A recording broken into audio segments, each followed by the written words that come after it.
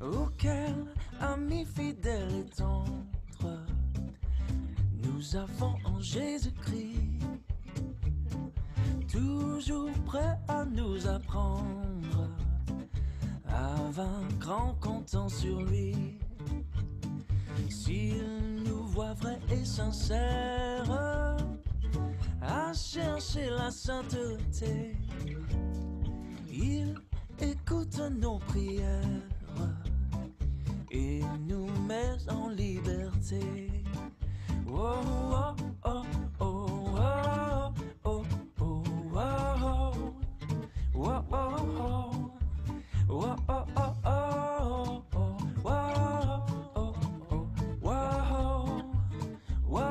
oh, oh, Jimmy.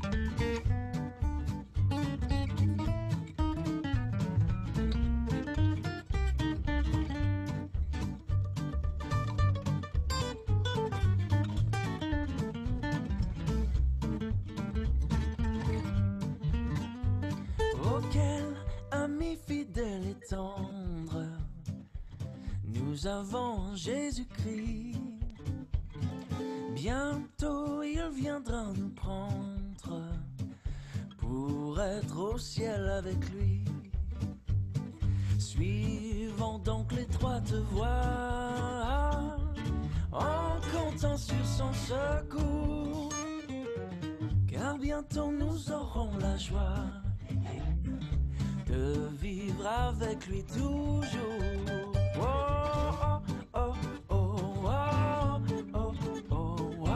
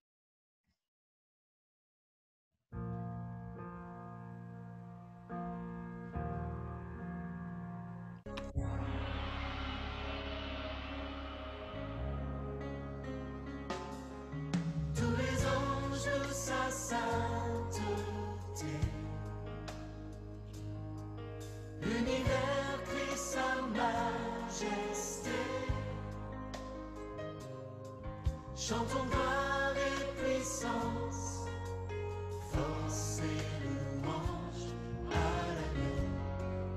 l'agneau immolé, à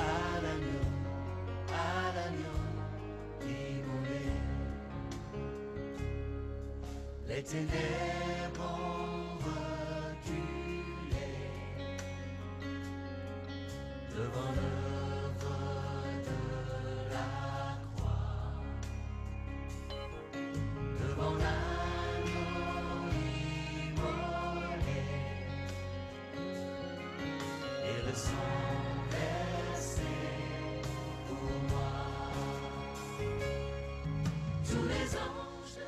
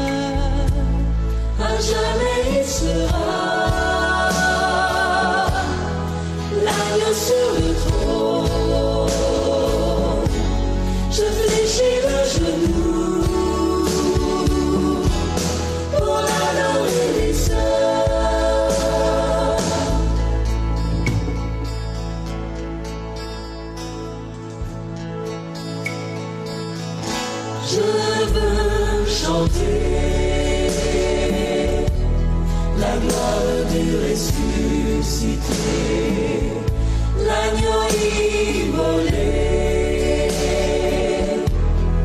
nous a rachetés pour Dieu. À jamais tu seras l'agneau sur le trône. Je fléchis le genou pour t'adorer toi seul.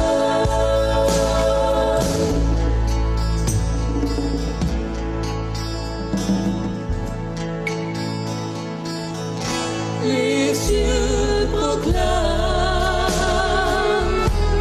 la gloire du ressuscité. Rien n'est égal à la beauté du Seigneur. À jamais il sera l'agneau sur le trône.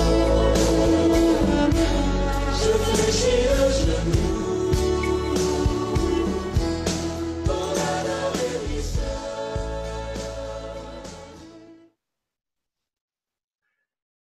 Chers amis, bonsoir. Nous sommes contents de vous compter parmi nous et j'espère vraiment que vous allez bien. Alors en ce soir, vous avez pu le constater, quelques petits soucis techniques. C'est généralement comme ça les premiers soirs. Nous vous présentons nos excuses pour cela et espérons que ça va quand même vous maintenir avec nous car nous avons prévu des choses pour vous et nous serons contents de vous compter parmi nous. Mais vous avez remarqué quelque chose. Je suis accompagné de Kathleen. Bonsoir Kathleen, comment vas-tu?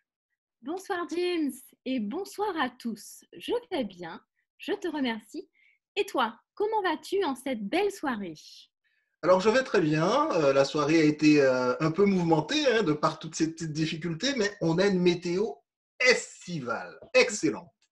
Oui, merci Seigneur. Alors, bienvenue, nous sommes tous contents de vous avoir parmi nous. Nous voyons déjà un grand nombre de spectateurs présents. Encore une fois, nos excuses pour ce contretemps. Et vous êtes nombreux sur Zoom, sur YouTube, et vous êtes aussi nombreux par téléphone. N'hésitez pas à partager avec vos contacts et vos amis. Kathleen, peux-tu me donner le programme de ce soir? Alors, ce soir, au programme, nous allons avoir une partie santé sur le thème de la nutrition avec le docteur Sylvana Lenoir, suivi d'un moment de découverte de la Bible. Très bien. Après cela, nous aurons notre moment de prière, suivi de notre moment de conférence, le clou de la soirée, avec notre orateur, le pasteur Samuel Ravanggi-Arrivello. Et pour commencer, nous vous invitons maintenant à chanter avec nous ce chant qui nous accompagnera, tous nos débuts de programme. Un si grand miracle.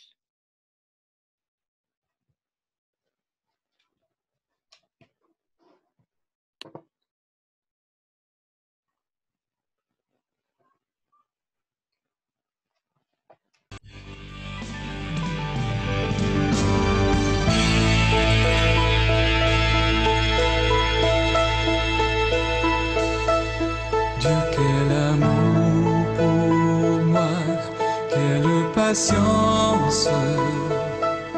Tu as conduit vers toi mon ignorance.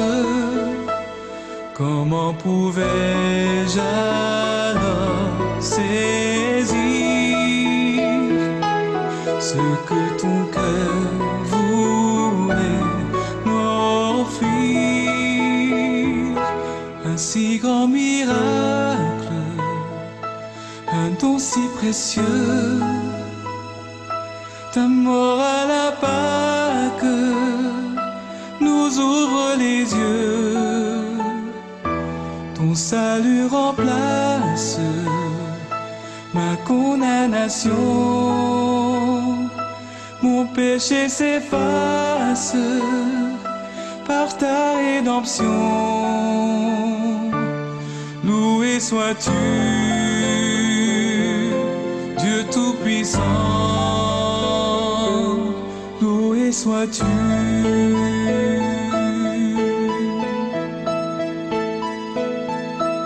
ce don si merveilleux, comment le vivre sans le répandre à ceux que tu veux suivre sur les chemins où ils s'égarent, loin de la vie et de l'espoir. Un si grand miracle, un don si précieux, ta mort à la Pâque nous ouvre les yeux. Ton salut remplace ma condamnation, mon péché s'efface par ta rédemption. Loué sois-tu, Dieu Tout-Puissant. Loué sois-tu.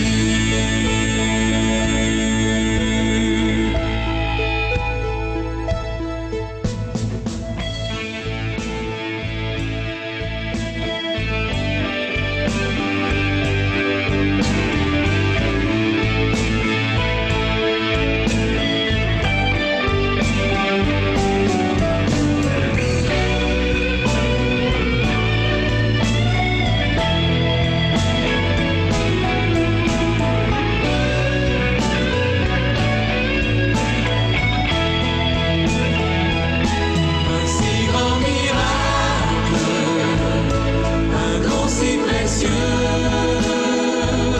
ta mort à la Pâque nous ouvre les yeux.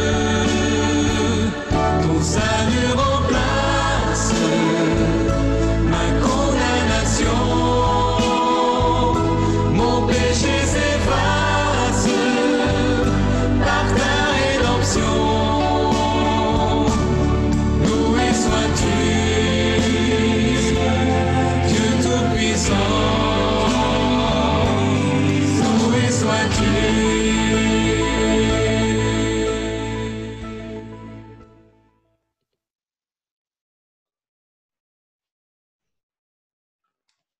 Quel merveilleux chant, n'est-ce pas? Oui, Maintenant, nous allons passer à nos 5 minutes santé. Alors, nous allons essayer de faire au mieux pour essayer de rattraper un peu le temps, mais nous avons besoin de ces 5 minutes santé. Alors, Kathleen, dis-nous qui nous parlera ce soir de ce sujet et ô combien important dans la période que nous sommes en train de vivre actuellement. Quel sera le sujet et qui doit nous parler ce soir? alors ce soir, notre intervenante concernant la santé sera le docteur Sylvana Lenoir et elle nous parlera de la nutrition. Parfait. Bonsoir Sylvana. Bonsoir. Bienvenue. Nous te laissons Merci. donc la place. La nutrition, c'est un sujet. Avoir une alimentation saine et respecter quelques règles alimentaires de base, c'est essentiel pour notre santé. Une alimentation équilibrée participe à l'amélioration des performances physiques et intellectuelles. Pour fonctionner, le corps humain a besoin d'énergie et de différents éléments. Protéines, fibres, vitamines, sels minéraux. Et tout cela sont apportés par l'alimentation. Alors sur le sujet de la diététique, on entend tout et son contraire. Et les spécialistes se contredisent souvent. Alors regardons ce que dit la Bible. Nous trouvons les premiers renseignements au sujet de l'alimentation dans le livre de la Genèse, où Dieu nous donne, et donne aussi aux premiers hommes, le régime alimentaire idéal. Dieu dit, « Voici, je vous donne toute herbe portant de la semence et qui est à la surface de la terre, et tout arbre ayant du fruit et portant de la semence. Ce sera votre nourriture. » Dieu n'avait pas prévu que l'on mange de la viande, parce que Dieu n'avait pas l'intention de tuer des animaux, mais aussi parce que l'alimentation végétarienne équilibrée est la meilleure pour la santé. Les fruits, les oléagineux, les légumes apportent tous les éléments nécessaires. Mais après le déluge, toute la végétation avait été détruite. Dieu a alors autorisé la consommation de viande. Mais uniquement de la viande des animaux considérés comme purs. Les livres de Lévitique et de Deutéronome nous donnent plus de détails sur les aliments comme purs ou impurs. Les animaux décrits comme impurs dans la Bible ne constituent pas la meilleure alimentation qui soit. Ils sont pour la plupart des charognards ou des prédateurs tels que des vautours, les lions, les porcs, les animaux des fonds marins. Et en raison de leurs habitudes alimentaires, ces animaux véhiculent un certain nombre de maladies. Alors aujourd'hui, ces lois diététiques sont encore valables, bien sûr. Pendant longtemps, la consommation de viande a été synonyme de force. Mais aujourd'hui, cette notion est dépassée. Les nutritionnistes tirent la sonnette d'alarme. Une alimentation riche en viande est une alimentation trop riche en graisse. Diminuer sa consommation de viande, voire l'arrêter, permet de prévenir le cancer du côlon, l'hypertension et les maladies cardiovasculaires. Et tous les éléments contenus dans la viande sont également présents dans d'autres aliments. Un régime pauvre en viande, voire sans viande, n'a pas de raison d'être carencé. L'équilibre alimentaire tient à la diversité et à la variété des aliments consommés. Le problème majeur de l'alimentation moderne est une consommation excessive de graisse. Trop d'acides gras saturés que l'on trouve dans la viande et les produits laitiers, mais pas assez d'acides gras insaturés que l'on trouve dans l'huile d'olive, les amandes et autres. Mais aussi, nos régimes sont trop pauvres en fibres, en vitamines et en minéraux. Les recommandations actuelles des diététiciens associent l'augmentation de notre ration de fibres et de vitamines que l'on trouve dans les légumes, les céréales complètes et les légumes secs, et à l'inverse, la diminution du beurre, de l'huile, de la viande et en particulier de la charcuterie.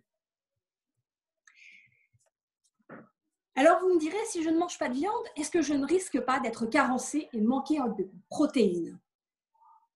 Les protéines se trouvent dans plusieurs aliments.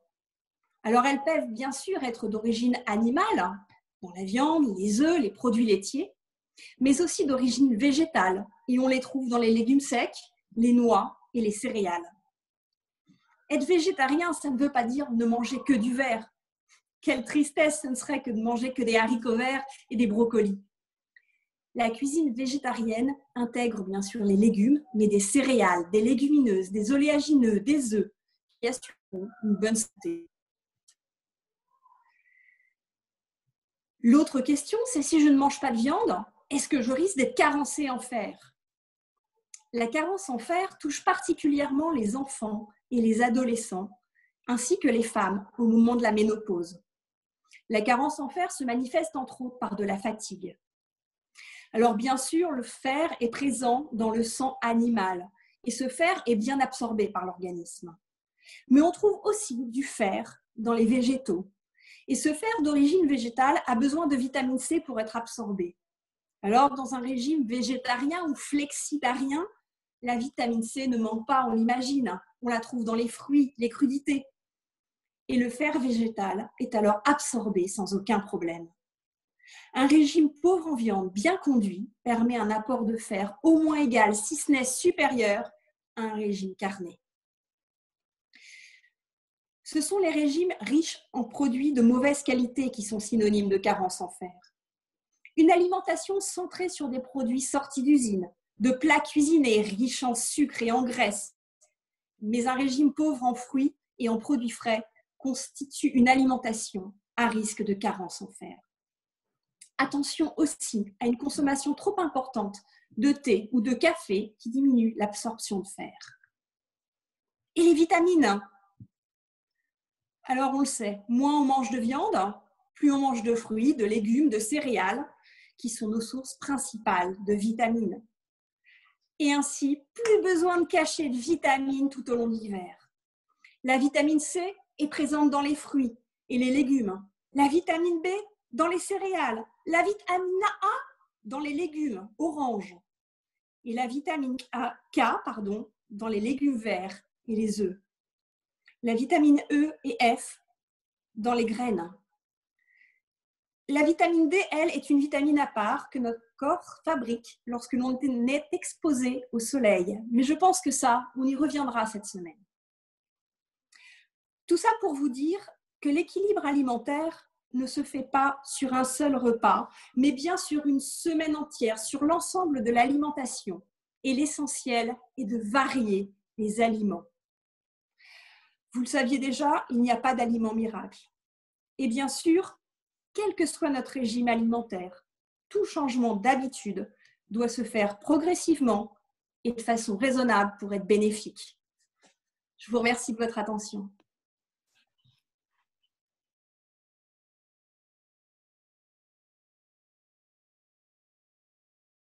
On ne t'entend pas, James.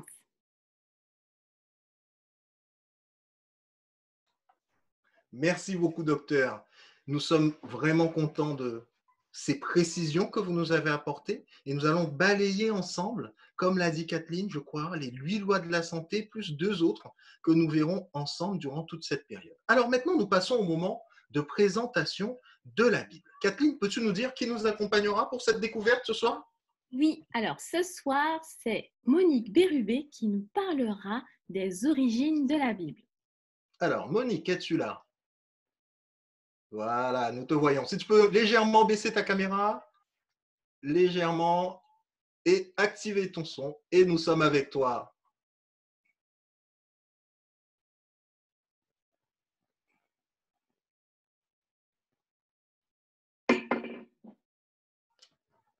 Voilà. Nous t'entendons. Bonsoir, Monique. Bonsoir. Nous te laissons la place. Si nous rejoignez sur le Zoom pour cette première conférence, puisque le sujet central en est Jésus-Christ, sauveur de la planète, eh bien, il est important que nous acceptions la Bible comme celle qui nous révèle ce personnage extraordinaire. La Bible est un livre unique par son contenu. Il suscite l'intérêt depuis des siècles parce qu'il a bouleversé la vie de millions d'hommes et de femmes sur tous les continents. Par le passé, seuls quelques érudits ou des religieux avaient accès à la Bible, qui était écrite soit sur des rouleaux de parchemin, soit rédigée à la main, simplement, souvent des portions de Bible seulement. Mais en 1485, une formidable invention va donner accès à la connaissance au plus grand nombre. C'est l'imprimerie, inventée par Gutenberg. Et le premier livre qui sera imprimé sera la Bible.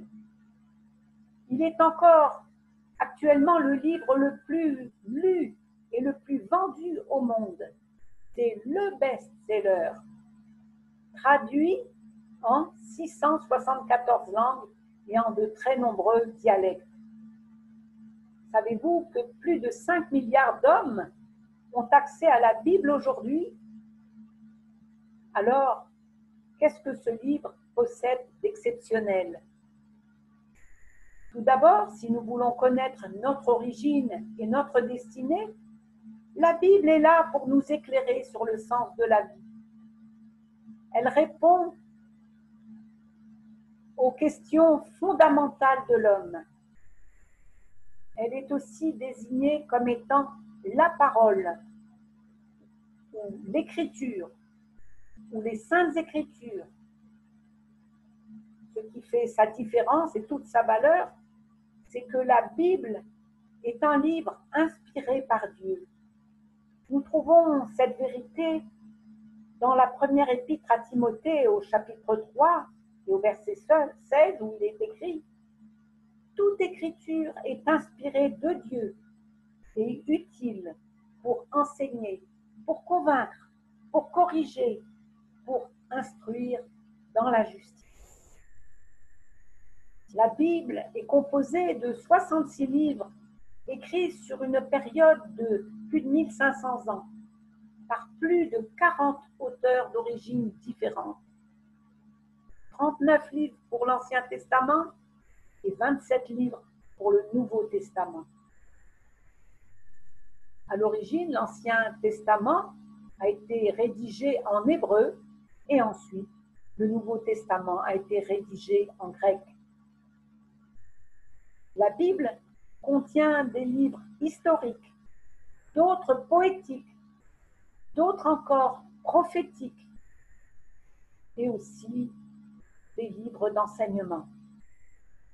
Ils forment ensemble un formidable témoignage des interventions de Dieu dans la vie des hommes et aussi dans la vie des nations.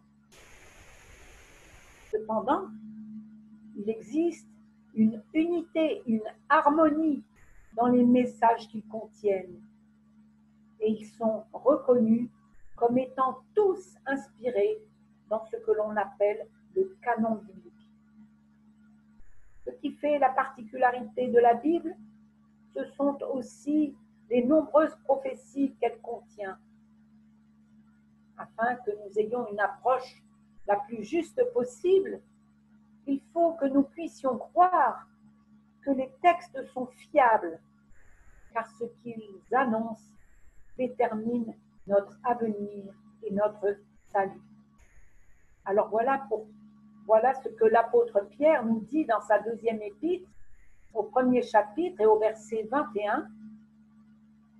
Sachez tout d'abord vous-même qu'aucune prophétie de l'Écriture ne peut être un objet d'interprétation particulière. Car ce n'est pas par une volonté d'homme qu'une prophétie a jamais été apportée, mais c'est poussé par le Saint-Esprit que des hommes ont parlé de la part de Dieu. Je souhaite que vous saisissiez l'occasion de ces conférences pour découvrir toute la richesse de ce livre merveilleux et qu'il vous éclairera tout au long de votre vie. Merci beaucoup, Monique, pour cette présentation de la Bible. Merci beaucoup. Nous allons maintenant passer un moment en prière. Et pour passer ce moment de prière, nous allons accueillir notre intervenant. Nous invitons donc notre ami Pierre à bien vouloir nous rejoindre.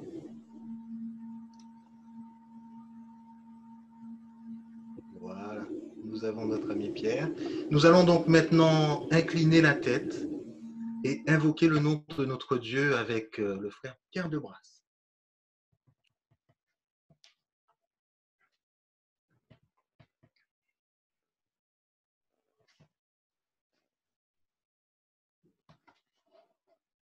Pierre, il te manque juste à ouvrir ton micro et tout ira parfaitement Tu bien. m'entends? Tu m'entends? Merci. Très bien, tu Tu peux y m'entends? aller. D'accord. D'accord. Prions.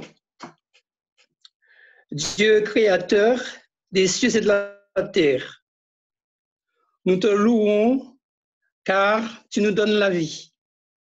Par amour, Seigneur, tu as envoyé ton Fils bien-aimé jusqu'à nous. Il est la source de toute paix, le lien de toute fraternité.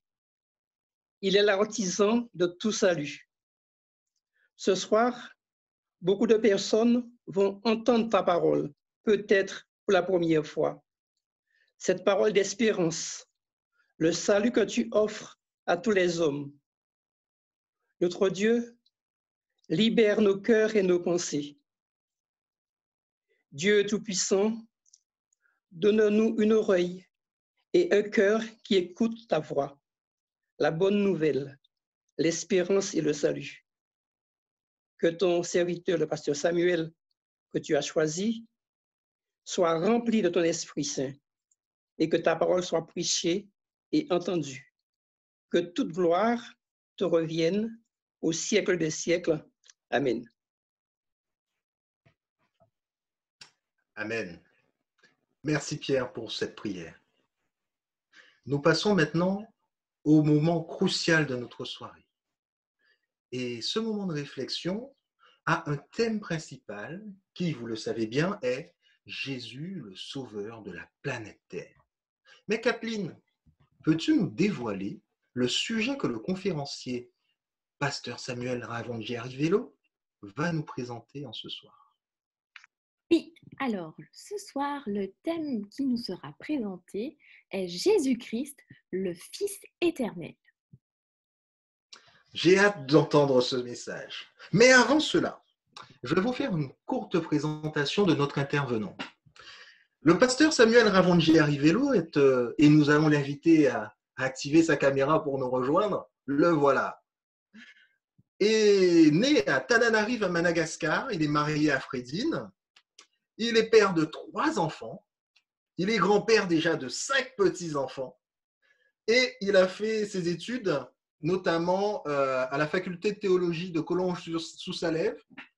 Il a beaucoup voyagé. C'est pour ça que dans le générique, vous voyez la mer, parce que nous le voyons voyager et il continue à voyager.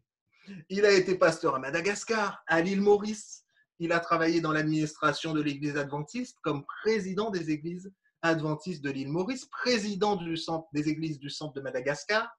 Il a été aussi président de l'Union des Églises adventistes de l'océan Indien. Le pasteur Samuel travaille en France depuis 2011 et maintenant il est le pasteur des Églises adventistes de Rouen, Dieppe et Mantes-la-Jolie. Nous laissons donc la place au pasteur Samuel. Merci beaucoup Kathleen et James pour la présentation.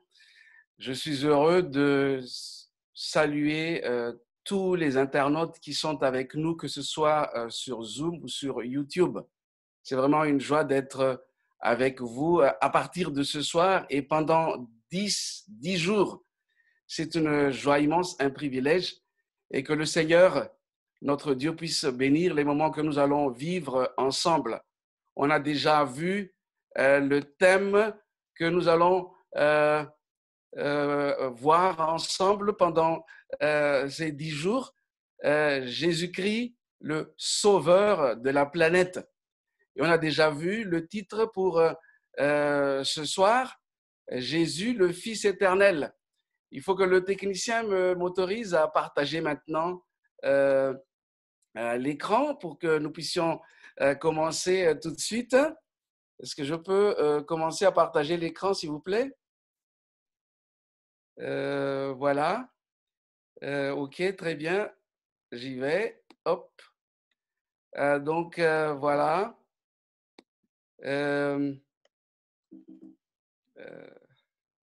Les amis, il y a un problème parce que je ne peux pas. Il y a un petit problème technique.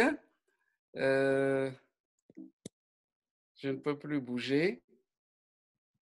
Il faut que je... ah oui, d'accord. OK, très bien. Voilà, on revient au départ. Voilà. Donc, Jésus-Christ, le Fils éternel. J'aimerais vous lire ce premier texte. Or, la vie éternelle, c'est qu'ils te connaissent, toi, le seul vrai Dieu, et celui que tu as envoyé, Jésus-Christ. Mes amis, ce que nous allons vivre pendant 10 jours est quelque chose de fondamental. Jésus nous dit ici, dans ce texte de Jean 17, que la vie éternelle, c'est ici et maintenant de connaître Dieu et de connaître celui qui l'a envoyé, Jésus-Christ. Donc, nous allons vivre une aventure exceptionnelle. C'est de connaître Jésus-Christ. Il ne s'agit pas seulement de connaissances intellectuelles, mais dans la Bible, connaître veut dire avoir une communion, avoir une expérience, vivre une expérience spéciale avec une personne. Et en l'occurrence, pendant ces 10 jours, nous allons mieux connaître Dieu, mieux connaître Jésus-Christ qu'il a envoyé. Jésus-Christ, le Fils éternel. Ce texte des Proverbes nous dit que le sentier des justes est comme la lumière resplendissante dont l'éclat va croissant jusqu'au milieu du jour. Je viens d'une famille luthérienne du côté de ma mère et du côté de mon père, c'est ce qu'on a appelé avant l'Église réformée de France à Madagascar. Et donc, on va dire, je suis une 4e génération de chrétiens protestants luthérien. Et plus tard, j'ai cheminé avec le Seigneur. J'ai étudié la parole de Dieu. Et je suis maintenant pasteur. Mais ce texte nous dit que le sentier des justes est comme une lumière resplendissante. C'est une expérience progressive. Et c'est ce que je vous invite à faire pendant ces 10 jours. Le sentier des justes va croissant jusqu'au milieu du jour. Il y a un progrès constant. Un jour, ce texte nous dit que Moïse était dans le désert et il faisait paître le troupeau de Jéthro, son beau-père. Et il vint à la montagne de Dieu à Horeb. Moïse dit, je vais me détourner pour voir quelle est cette grande vision. Et Dieu dit à Moïse, n'approche pas d'ici, ôte tes souliers de tes pieds, car le lieu sur lequel tu te tiens est une terre sainte. Chers amis, je vais vous dire tout de suite que alors que nous allons voir de près la personne de Jésus, la nature du Christ, eh bien, nous devons ôter nos souliers de nos pieds, car ce lieu est une terre sainte. Ça veut dire que nous devons nous revêtir d'humilité, d'ouverture d'esprit, de ce désir d'apprendre, de laisser nos préjugés, car c'est une terre sainte. En anglais, il y a une expression qui dit teachable, c'est-à-dire se mettre dans une position de quelqu'un qui est prêt à être enseigné, à être instruit. Eh bien, nous allons vivre ensemble cela, à commencer par moi-même, beaucoup d'humilité en nous approchant de la parole de Dieu. Que dit la Bible sur Jésus-Christ? De nombreux textes bibliques, vous savez, disent clairement que Jésus est le Fils éternel de Dieu. Il est de la même nature et de la même essence que le Père. Il est véritablement Dieu, sans commencement, sans fin de vie. Et en outre, et nous le verrons plus tard, il est le créateur de l'univers. Ce que nous allons voir pendant ces 10 jours, c'est la parole de Dieu. Notre devise, c'est avant tout, il est écrit. Que nous dit la Bible? Vous voyez une loupe sur cette image de la Bible et aussi à côté, il y a l'image d'un cœur. Donc, on va voir de près, mais avec amour, avec confiance, que la Bible va nous révéler la vérité sur la personne de Jésus-Christ, notre Seigneur. Alors d'abord, témoignage de l'Ancien Testament. Que nous disent les auteurs de l'Ancien Testament sur Jésus-Christ? Il est dit donc dans Ésaïe 9, verset 5, « Un enfant nous est né, un fils nous est donné, et la domination reposera sur son épaule. On l'appellera admirable, conseiller, Dieu puissant, Père éternel, prince de la paix. » Extraordinaire comme façon de décrire le Fils de Dieu, cet enfant qui nous est né. C'est une promesse messianique sur le Sauveur qui allait venir. La domination reposera sur lui. Alors, regardez ces noms, admirable, conseiller, Dieu puissant, oui, Père éternel, prince de la paix. D'autres textes de l'Ancien Testament, son lieu de naissance. Et toi, Bethléem Ephrata, petite entre les milliers de Juda, de toi sortira pour moi celui qui dominera sur Israël et dont l'origine remonte à quand? Aux temps anciens, au jour de l'éternité. Oui, c'est Jésus-Christ, le Fils éternel. Son origine remonte au jour de l'éternité. Un autre texte, Ésaïe 40, verset 3, c'est une prophétie sur le ministère de Jean-Baptiste, le précurseur de Jésus. Une voix crie, préparez au désert le chemin de l'éternel, aplanissez dans les lieux arides une route pour notre Dieu. Il s'agit de Jésus-Christ. Aplanissez une route pour notre Dieu. Et maintenant, je vous invite à considérer les témoignages de Dieu lui-même, Dieu le Père. Qu'est-ce qu'il dit de son Fils? Luc 3, versets 21 et 22. Tout le peuple se faisant baptiser, Jésus fut aussi baptisé. Et pendant qu'il priait, le ciel s'ouvrit. Et le Saint-Esprit descendit sur lui sous une forme corporelle, comme une colombe. Et une voix fit entendre du ciel ces paroles. Tu es mon Fils bien-aimé, en qui j'ai mis toute mon affection. Tu es mon Fils bien-aimé, en qui j'ai mis toute mon affection. C'est à ce moment-là que Jésus allait commencer son ministère terrestre. Et cette voix divine qui dit, tu es mon Fils. Derrière tout cela, tu es le Fils éternel, en qui j'ai mis toute mon affection. Et puis dans le texte d'Hébreux 1, verset 8 à 10, toujours les témoignages de Dieu lui-même, mais il dit au Fils, ton trône, ô Dieu, est un trône éternel. Le sceptre de ton règne est un sceptre d'équité. Tu as aimé la justice, tu as haï l'iniquité. C'est pourquoi, ô Dieu, ton Dieu t'a oint d'une huile de joie au-dessus de tes égaux. Et encore, toi, Seigneur, tu as au commencement fondé la terre. Tous ces textes indiquent l'origine divine de Jésus-Christ. Ton trône, ô Dieu, est un trône éternel, alors que Dieu s'adresse donc à son Fils. Et puis, un dernier texte sur les témoignages de Dieu, Romains 1, verset 4, où il est dit que Jésus-Christ est déclaré Fils de Dieu, avec puissance, selon l'Esprit de sainteté, par sa résurrection d'entre les morts. Sa résurrection a démontré qu'il est ce Fils de Dieu. Et c'est le Saint-Esprit qui était à l'œuvre, et Dieu lui-même dans la résurrection de Jésus-Christ. Maintenant, voyons de plus près le témoignage des anges. Luc 1, versets 32 et 33, lors de sa naissance, il sera grand et sera appelé qui? Fils du Très-Haut. Et le Seigneur Dieu lui-même, le Seigneur Dieu lui donnera le trône de David, de son père, et son règne n'aura pas de fin.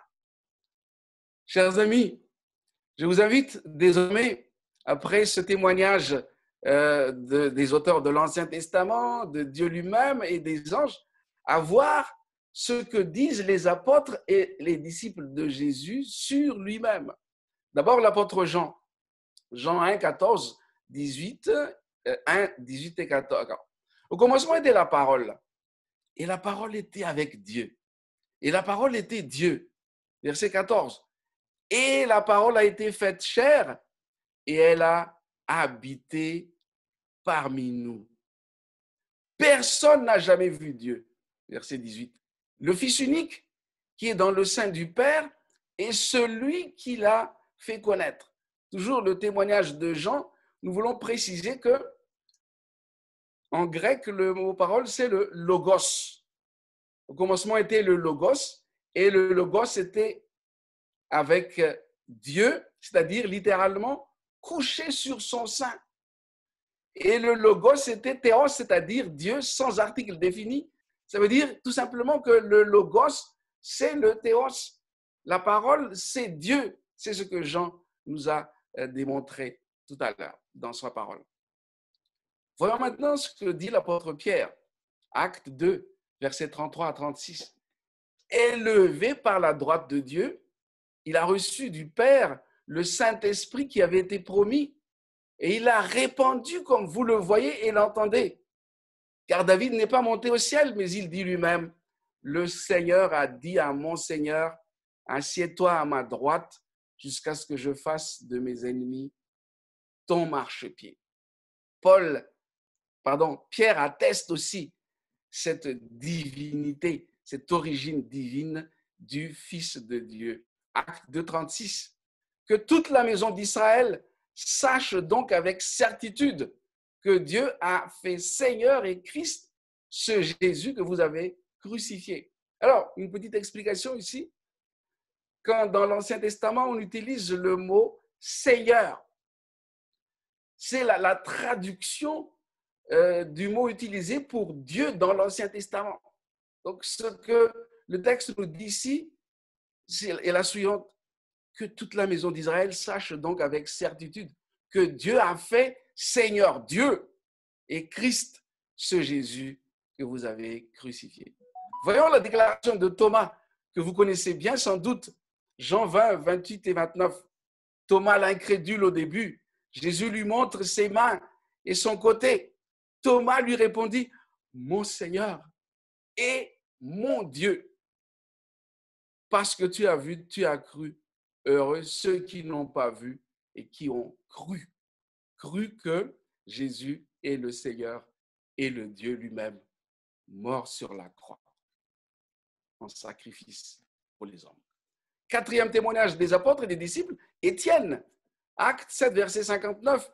Et ils lapidèrent Étienne, ce premier martyr, qui priait et disait, « Seigneur Jésus, reçois mon esprit. » Puis s'étant mis à genoux, il s'écria d'une voix forte, « Seigneur, ne leur impute pas ce péché. » Et après ces paroles, il s'endormit. Étienne a dit, « Seigneur », c'est toujours le mot « Seigneur » qui est la traduction du nom de Dieu dans le Nouveau Testament. « Seigneur Jésus, reçois mon esprit. » Et un peu plus bas, « Seigneur, ne leur impute pas ce péché. »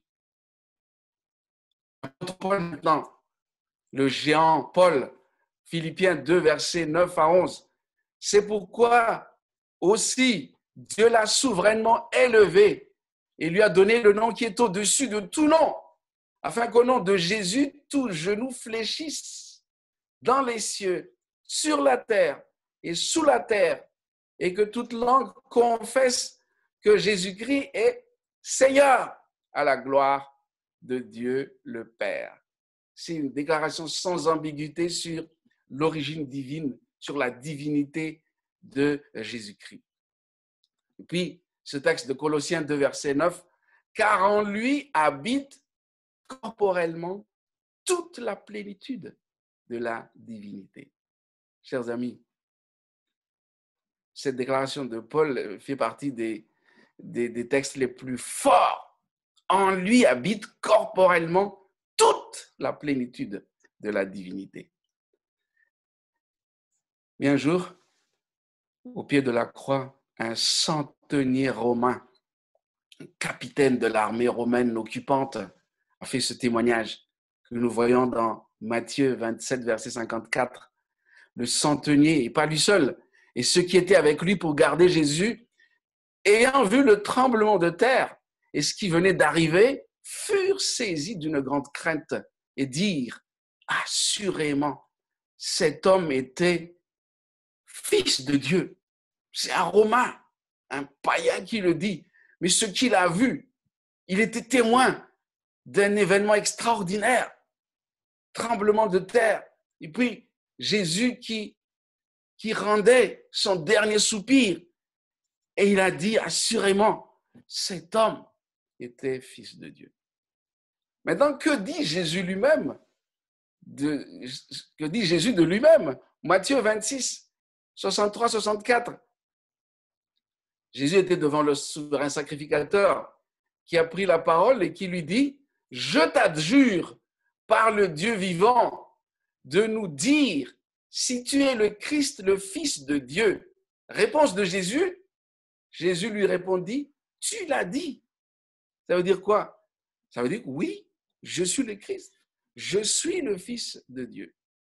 Et en plus de cela, de plus, je vous le déclare, vous verrez désormais le Fils de l'homme assis à la droite de la puissance de Dieu et venant sur les nuées du ciel. Lui-même déclare son origine divine lorsque le grand prêtre, le souverain sacrificateur, lui demande s'il est le Christ, le Fils de Dieu. Il répond, oui, tu l'as dit toi-même. Et puis, dans le dernier livre de la Bible, voici ce que Jésus dit de lui-même, « Je suis l'alpha et l'oméga, dit le Seigneur Dieu, celui qui est, qui était et qui vient, le Tout-Puissant. » Et au verset 18, « J'étais mort, et voici, je suis vivant au siècle des siècles. Je tiens les clés de la mort et du séjour des morts. » En résumé, chers frères et sœurs, chers amis, Dieu lui-même, les prophètes de l'Ancien Testament, les apôtres et les disciples, les anges, le centenier romain au pied de la croix. Et Jésus lui-même affirme que Jésus-Christ est le Fils éternel de Dieu.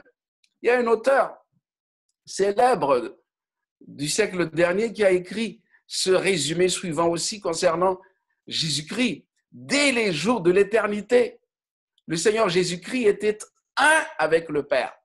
Il était l'image de Dieu, l'image de sa grandeur et de sa majesté, la splendeur de sa gloire. C'est pour manifester cette gloire qu'il est venu dans le monde.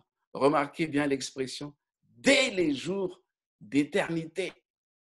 Et voilà ce qui est écrit dans le livre du prophète hébreu, le livre des Hébreux, 13, verset 8. Jésus-Christ est le même hier, aujourd'hui et éternellement. Et je reprends le texte de cet auteur du siècle dernier qu'on a lu tout à l'heure. Dès les jours d'éternité, j'ai mis en rouge. Le Seigneur Jésus était un avec le Père. Référence à Jean chapitre 1er. Il était l'image de Dieu, l'image de sa grandeur et de sa majesté, la splendeur de sa gloire. Et c'est pour manifester cette gloire qu'il est venu dans le monde. Chers amis, alors que pendant 10 jours, nous allons étudier ensemble dans la parole de Dieu qui il est, ce qu'il a fait. Sachons qu'il est le Dieu Tout-Puissant. Je reviens sur ce texte. Il est question ici de sa grandeur et de sa majesté. Nous pouvons mettre toute notre confiance en lui, alors que le monde entier vit cette pandémie du Covid-19. Les gens ont peur de l'avenir que nous réserve le lendemain, que nous réserve l'après-Covid-19 en termes d'économie, de finances, en termes d'emploi. Les gens ont peur. Mais nous avons confiance en Jésus-Christ, qui est Dieu Tout-Puissant, que Dieu a envoyé sur la terre et qui exerce un ministère en faveur de l'humanité. Car regardez ce dernier texte. Car Dieu a tant aimé le monde qu'il a donné son Fils unique, afin que quiconque croit en lui ne périsse point, mais qu'il ait la vie éternelle. Le Fils éternel est celui que Dieu a destiné par sa mort, par son ministère, à nous accorder la vie éternelle. Et ici et maintenant, nous pouvons compter sur lui. Il est le Dieu Tout-Puissant. Rien n'est impossible à Dieu. Rien n'est impossible à Jésus-Christ. Rien n'est impossible au Saint-Esprit. Nous avons besoin d'apprendre aujourd'hui, quels que soient les défis qui sont devant nous, à faire confiance en Jésus-Christ. Au sein de notre foyer, dans notre vie personnelle, au point de vue professionnel, dans nos églises respectives, faisons confiance en ce Dieu tout-puissant qui a donné sa vie, en ce Dieu qui nous a tant aimés. Ce n'est pas uniquement il y a 2000 ans, alors que son Fils est mort sur la croix, que Dieu nous aime. Il nous aime aujourd'hui parce qu'il est amour. Et il a donné, il l'a démontré en donnant son Fils unique pour nous. Dans quel but? Afin que quiconque croit en lui ne périsse point, mais qu'il ait la vie éternelle. Je vous ai dit au début, dans le texte de Jean 17, verset 3, que la vie éternelle ne commencera pas seulement à la fin du monde, au moment où Jésus-Christ revient selon sa promesse, mais cette vie éternelle peut commencer maintenant, en cet instant même, alors que nous apprenons à mieux connaître Dieu, à mieux connaître celui qui l'a envoyé, Jésus-Christ. C'est cela la vie éternelle. Avoir une communion, une vie de confiance, marcher avec lui, en marche avec Jésus. C'est cela la vie éternelle que nous pouvons vivre. Ça veut dire que c'est une dimension que Dieu nous permet de vivre maintenant même. Je vous invite à le faire pendant ces 10 jours, ces 10 soirées où nous serons ensemble. Je vous invite à terminer cette étude de la parole de Dieu par la prière.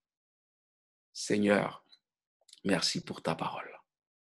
Nous avons voulu écrire ta parole aujourd'hui parce que ta parole est une lampe à nos pieds et une lumière sur notre sentier. Et ce soir, cette parole nous a éclairés sur la nature de Jésus-Christ. Il est le Fils éternel. Il est le Dieu tout-puissant, le Prince de la paix, celui sur qui nous pouvons avoir confiance envers et contre tout. Quoi qu'il arrive, ici et maintenant, nous pouvons mettre notre confiance en toi, ô notre Seigneur Jésus-Christ. Merci, ô notre Dieu, de nous avoir tant aimés que tu as donné ton Fils unique, afin que quiconque croit en lui, en ce Fils éternel, ne périsse point, mais qu'il ait la vie éternelle. Mais Seigneur, permets-nous de vivre cette vie éternelle maintenant, alors que nous allons apprendre à mieux te connaître, à marcher avec toi, avoir une relation d'amour avec toi, une relation de confiance. Nous voulons que s'établisse entre nous, Seigneur Dieu, cette relation de confiance, cette communion de tous les instants.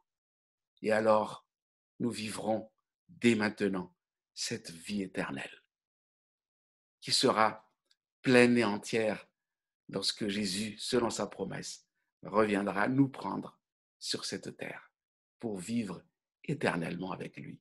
Merci de toutes ces promesses. Merci de toutes ces certitudes. Au nom de Jésus, le Fils éternel de Dieu. Amen. Amen.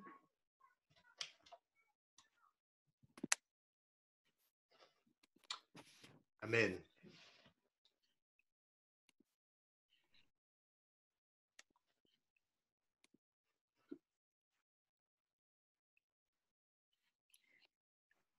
Alors James, tu m'excuseras, mais j'ai un petit problème avec ma caméra. Pas de souci, Kathleen.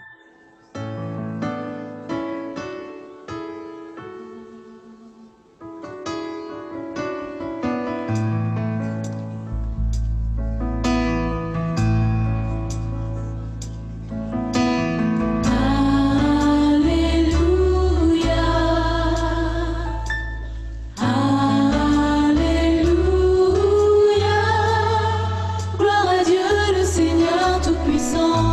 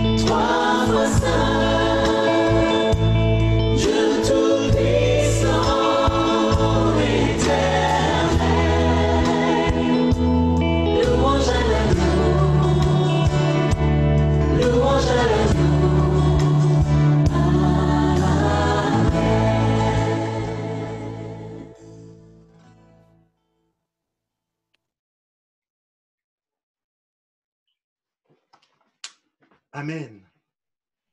Nous remercions le conférencier de nous avoir conduits en ce soir sur le thème Jésus le Fils éternel. Et justement, si vous souhaitez poser des questions, demander de prier pour vous, vos proches ou encore demander que nous vous appelions, nous vous invitons à nous envoyer un email à l'adresse suivante jesus.espérance2020@gmail.com. Je répète, jesus.espérance2020@gmail.com. Nous attendons votre email avec impatience. Demain, nous aborderons un autre thème. Et ce thème est un thème vraiment important, car nous allons dans la continuité de ce que nous avons déjà vu aujourd'hui avec le pasteur.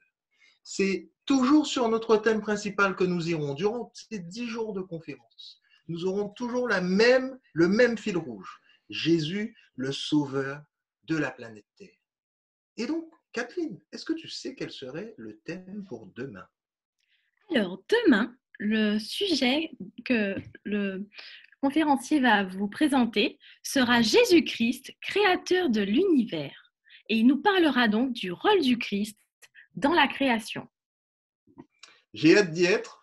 Nous sommes déjà à la fin de notre soirée. Nous commençons par vous présenter nos excuses pour les quelques difficultés techniques qu'il y a eu, notamment au niveau de YouTube. Mais sachez une chose, nous allons faire en sorte que ça a été enregistré, ça va être rediffusé sur le YouTube pour permettre à tout un chacun de pouvoir y aller. Nous avons été très nombreux ce soir et demain soir, nous le serons encore plus. Nous vous invitons à pouvoir partager la petite vidéo, la petite bande-annonce que nous avons créée justement pour que les gens puissent avoir envie de venir, pour qu'ils puissent partager et venir participer à ce moment d'évangélisation. Rappelez-vous de notre mission principale, évangéliser. Alors, arrivé à ce stade, c'est la fin de notre soirée. Il ne nous reste plus qu'à vous remercier de votre présence ce soir. Et donc, on se retrouve à demain, même heure, 19h. Rendez-vous demain. À demain. Bonne soirée à tous. Bonne soirée.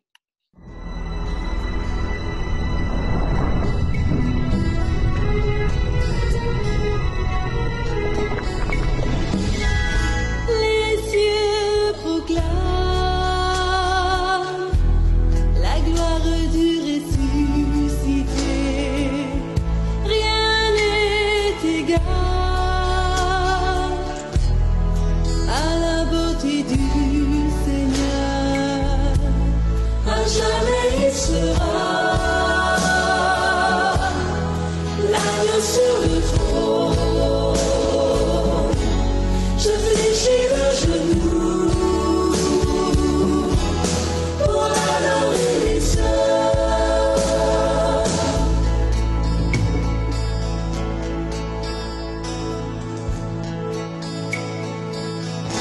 Je veux chanter la gloire du ressuscité, l'agneau immolé nous a rachetés pour Dieu. À jamais tu seras l'agneau sur le trône. Je fléchis le genou pour t'adorer toi seul.